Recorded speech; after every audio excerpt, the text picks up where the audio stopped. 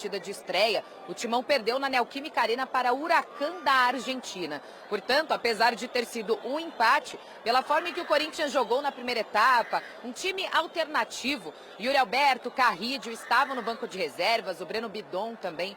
Quando esses jogadores entram na segunda etapa, aí o Corinthians consegue oferecer um pouco mais de perigo ao adversário e chega ao gol de empate com o Mateuzinho.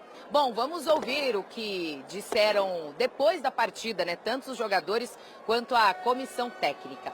Sí, es verdad, el no perder es un partido muy importante porque si ellos ganaban te sacan casi 6 puntos y podíamos quedar, no digo afuera porque falta mucho tiempo, pero el equipo reaccionó, tuvo una propuesta, me parece, mi punto de vista, el segundo tiempo fue interesante, cómo lo atacamos, cómo fuimos profundos, cómo creamos situaciones, porque tuvimos 2 o 3 situaciones más para convertirle el gol y me parece que un justo empate para los dos. Ellos jugaron bien en el primer tiempo, sin tantas ocasiones, pero en el segundo tiempo nosotros fuimos superiores.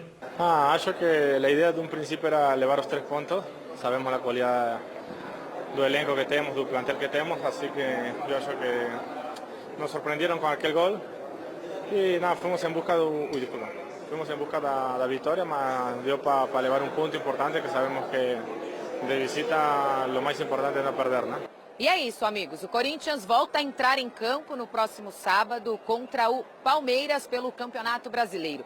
Posso dizer para vocês que o clima é de foco total nessa partida. Os jogadores que foram preservados, que ficaram em São Paulo, acelerando o tratamento para conseguir que eles fiquem aptos aí para jogarem contra o Palmeiras. E é isso, pela Sul-Americana, o próximo compromisso é contra o Racing do Uruguai, mas essa partida daqui a mais ou menos 20 dias, o Corinthians tem antes 3 rodadas do Campeonato Brasileiro. Durante esse tempo, a comissão técnica vai tentar recuperar alguns jogadores. O Garro, que, por exemplo, chega nesta quarta-feira ao Brasil, depois de um tratamento aí na Europa por conta da tendinite patelar, é um deles que deve voltar em breve ao time titular. Volto com vocês aí do estúdio. Lili Nascimento, aqui de Cali, na Colômbia. Muito obrigado, Lili Nascimento, trazendo tudo do Corinthians depois desse empate. E olha só como muda a performance do Corinthians depois das entradas de Yuri Alberto, Carrídio e Bidon. Todas de uma vez. Antes nenhum gol, depois um gol. Tinha 6 finalizações, foi para 5. Aí caiu um pouquinho, né? Mas Já em menor tempo, né? Em menor tempo, bem lembrado. A média tá bom. E finalizações certas não tinha nenhuma, depois teve 2. Grandes chances nenhuma, depois teve uma. Professor, aí ó, tá ali destacado embaixo. Entraram aos 17 do segundo tempo. Do trio, quem fez diferença mesmo foi o Carrídio, né?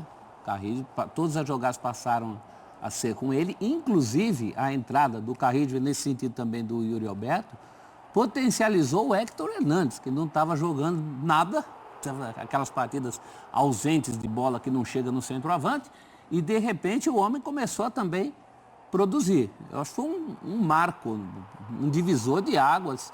Tudo bem que o América até aí não tinha ameaçado, não tinha mesmo, mas o Corinthians não mole danado nesse lance, a começar de uma bola jogada para a lateral que não devia ter sido jogada, e na sequência do lance, o André Ramalho muito mal. O André Ramalho estaria gripado, doente, jogou no sacrifício, não tinha quem colocar. O Corinthians escapa de tomar o segundo gol aí no comecinho do segundo tempo, pelo impedimento. E a partir daí o time se reestrutura, mas muito em função da entrada, principalmente do Carrídio. Eu acho que o Bidon nem fez toda essa diferença, o Yuri Alberto fez a diferença no sentido, quando ele entra, a primeira coisa, quando o Héctor Hernandes, quando ele entra, ele bate um papo com o Héctor Hernandes sobre como o Hernandes logo perde essa chance, como eles se comportariam ali como dupla de frente. E foi uma pena, se tivesse um pouquinho mais de tempo com o jogo que o Corinthians demonstrou, poderia ter pensado em vencer, que seria o resultado ideal, né? Dos males o menor. Trouxe um pontinho para casa, ainda dá para correr atrás, eventualmente, da segunda colocação, o que também gera um efeito dominó, porque não se esqueça que o segundo colocado vai ter que arranjar data para jogar com quem vier da Libertadores. Mas é isso, é um elenco curto para tantas competições, né? Professor, Comentário de um palmeirense, um colega, O que falou o palmeirense? quando falávamos sobre a mudança do Corinthians com a entrada do Carrillo. O comentário foi exatamente esse. Jogador de bola. Joga demais esse maldito. Muito. Palmeirense, até esse palmeirense aí, acho que ele gostaria de ver o Carrillo lá no Verdão. O Carrillo é um Quem caso... não queria ter o Carrillo no seu time? Acho que ele é Me fala titular aí. em quase todos os times do Brasil. Talvez só não do Flamengo, se a gente for pensar em elenco. Bom, olha, tinha espaço, hein? Mesmo assim ajudaria. Dá para encaixar, né? Não, O ajudaria elenco, com né? certeza. Mas eu digo sendo Quando não titular. tem Gerson e Arrascaeta, É. fica um... Carrillo não jogaria no lugar do De La Cruz? Quem tá jogando mais bola hoje? Ele. Há muito tempo. E estava esquecido, né, na segunda divisão da Arábia. Isso tem muito a ver com a dupla dos Dias, que o conhecia. E era dado como acabado, inclusive, no seu país, no Peru. É mesmo? Eu acompanhei muito Eu não sabia, comentário não. de amigos peruanos. Vamos ver se ele renasce. Tinha muita crítica em relação a que ele já foi e já não é mais, né? Que ele era um jogador mais lépido, mais de lado. Ele era um ponta-direita. Uma outra Driblador. característica, Mas isso é legal velocista. quando o cara se adapta dentro da carreira e com o passar do tempo, ele muda a maneira de jogar de acordo com o físico, que não é mais o mesmo pela isso. idade. O Miller, você sabe bem, foi muito isso. O próprio Romário foi isso. O Romário, no final da carreira, sendo artilheiro do Brasileiro, já não tinha mais aquela arrancada absurda, aquela velocidade, mas tinha a mesma colocação e facilidade para fazer gol. O Carrillo, citei dois exemplos de dois monstros, ele não chega no nível de Romário nem de Miller, mas também se readaptou Se com o passar do reinventou. tempo e mudou a maneira de jogar e está aí arrebentando, não tá? Outro, Fred Rincon, que foi ontem homenageado pelas duas equipes, né? São as duas equipes em que o Fred Rincon mais jogou. Houve uma série de ações, teve pet na camisa dos jogadores, no vestiário fez uma homenagem ao Rincon. O Rincon também era isso, né? O Rincon era um meio atacante que virou um grande volante. Mas para tudo isso, Abel, tem que ter o principal, saber jogar bola. Todos esses casos que a gente citou aí, não é que o cara passou a jogar bola quando foi para outra posição. Mudou a característica. Ele sabia jogar e se adaptou. Nesse caso, Nova função. por talvez necessidade também, né? Hoje ele tem 33 anos, mas se a gente volta lá no Al Hilal, quando ele encontrou a família Dias lá, já faz um tempo, né?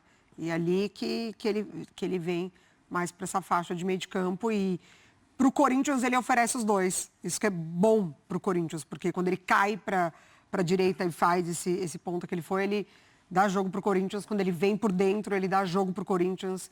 Então, no Corinthians, ele pode ali ajudar de todas as maneiras. É impressionante o nível técnico da equipe com ele e como cai sem ele. Você a gente sabe- vai falar cai sem Yuri, cai sem o Memphis, cai sem o Hugo, mas sem o Carrillo, o Corinthians ele praticamente não funciona. Você sabe, Mário, que eu estava Ai, sem o pensando, Garro. ontem numa... Ele não Esse é um tem essa problema, peça. você veste Ele um não santo tem e essa desveste peça, outro. Exatamente. Ele pode não ser aquele cara mais fixo ali do lado, mas ele tem aparecido e resolvido Eventualmente muitas ele vezes. aparece. exato, Ontem mesmo. cai, exatamente. Ou no jogo, se eu não me engano, o jogo contra o Santos na semifinal, acho que foi esse também, que um gol sai de uma jogada, um cruzamento dele. Sim. O primeiro Ele é gol contra o Vasco saiu Contra o no Vasco. cruzamento dele dali. Aquele que vai no peito do Memphis. Contra o Huracan também. O gol contra o Huracan também sai do... Então, Ele tem liberdade de movimentação, Ele se movimenta muito e cai os muito pelo dias- lado direito para fazer esse cruzamento. Os Dias dão a ele essa liberdade, né? Ele não é um jogador com um posicionamento fixo no campo. Tem o Ranieri mais fixo, né? Ele faz um lado, o Martínez do outro, só que nem sempre o mesmo. Vira e mexe, eles trocam de lado. E aí O ele, Martínez também cai para a direita para cruzar. sim, eventualmente. também chega mais como um lateral do que como um ponta, tem menos habilidade com a bola. Mas o Carrillo tem sido fundamental também, muitas vezes, em segurar o controle dessa bola, toca aqui, segura ali. É um cara que é difícil você tirar a bola do pé dele, ele consegue seguir com ela, A conduzir dinâmica bem. do jogo está com ele. É. É para acelerar, ele acelera. É para acalmar, ele acalma. A Ele dinâmica faz, do jogo do ele Corinthians faz tá com às vezes coisas que deveriam ser básicas, mas que para outros jogadores não são. Ele não faz bobagem.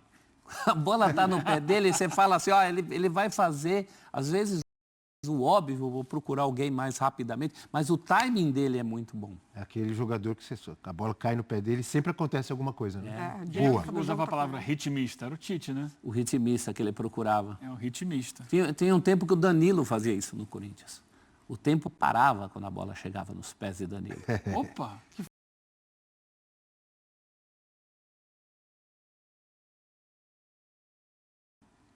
Né? No São Paulo ele também era criticado antes de virar o Zidanilo. No São Paulo criticado, no Corinthians No desacreditado. Corinthians, também quando falavam que ele era secretário lateral do Roberto Carlos no começo, e nos dois ele embalou. Agora, o jogo de ontem, não só ontem, tá? Mostra que não tem elenco para brasileiro e sul-americano. Não tem. Isso é um fato, isso todo mundo já sabia. Quando a gente fala, no papel está entre os melhores elencos do Brasil. Está. Agora, olha a zaga ontem. Olha o meio de campo ontem. Olha o ataque ontem. Então, assim, não tem elenco. Claro que você, ontem, um time muito mexido. Ontem um time muito mexido, você perde as referências, é difícil, não tem entrosamento, mas não tem uma individualidade que vai se destacar. O Romero não está sendo esse cara, o Thales Magno foi esse cara no Campeonato Paulista, não está sendo em momentos decisivos. Então, de fato, assim, o Corinthians não tem elenco para brigar por brasileiro e por Sul-Americana. Pode se apresentar a Sul-Americana como se apresentou na temporada passada, até na temporada retrasada, que o Corinthians fez um esforço para não dar conta da Sul-Americana e ainda assim, né, com os jovens jogadores, as coisas foram acontecendo, mas não dá, infelizmente, na individualidade tem muita limitação. Isso é uma comprovação, o que você está dizendo, de que a estratégia foi acertadíssima, né?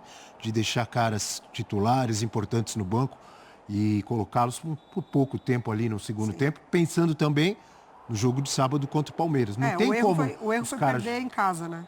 O erro foi perder em casa. Inclusive, agora, o resultado de ontem, por mais que no final das contas seja um alívio, né?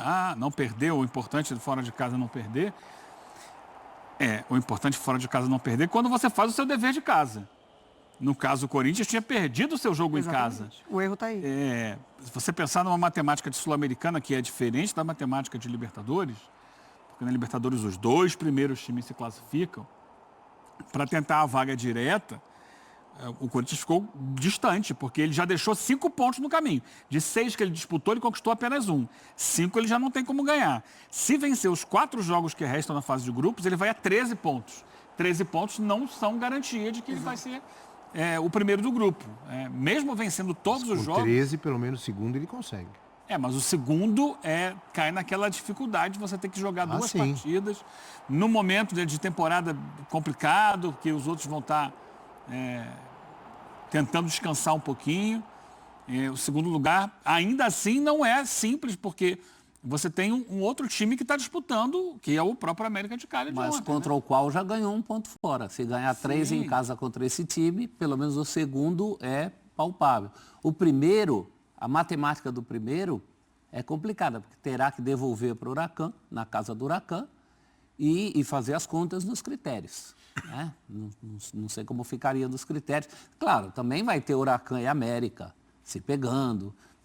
E tem o Racing ali como fiel da balança. Não pode cochilar contra o Racing, porque o América já fez a dele contra o Racing. Tem jeito, tem que ganhar. O Huracan deve fazer a dele contra o Racing. Ganhar os jogos do Corinthians agora, que ele já perdeu ponto demais. Passado, o Eugênio tem razão. Empatou com o Racing. Ano passado, caiu no mesmo grupo. Jogando mal. Jogando lá em Montevidéu, empatou com o Racing. Ele não pode dar uma cochilada dessa. Mas aí também, né? Já perdeu a primeira em casa pro rival direto pelo primeiro lugar. Se ainda achar que pode cochilar contra outro, não pode cochilar contra ninguém mais. É óbvio. Né? Já perdeu pro Huracan. Já empatou, ou seja, não ganhou do Cali, do América de Cali. Se não ganhar do Racing também, ele não merece passar, né? Tem 3 adversários, não ganha de nenhum, vai passar como? A grande verdade é que o recorte do Corinthians em competições sul-americanas de 2025 é o pior possível. Você volta em pré-Libertadores, as apresentações que teve. A eliminação são horrorosas, inclusive dentro de casa. Sim. Então, o torcedor não cria expectativas, mas não deveria mais perder pontos, na verdade, perder jogos em casa. Rápido intervalo no F360. Daqui a pouco vamos falar do Grêmio. O Grêmio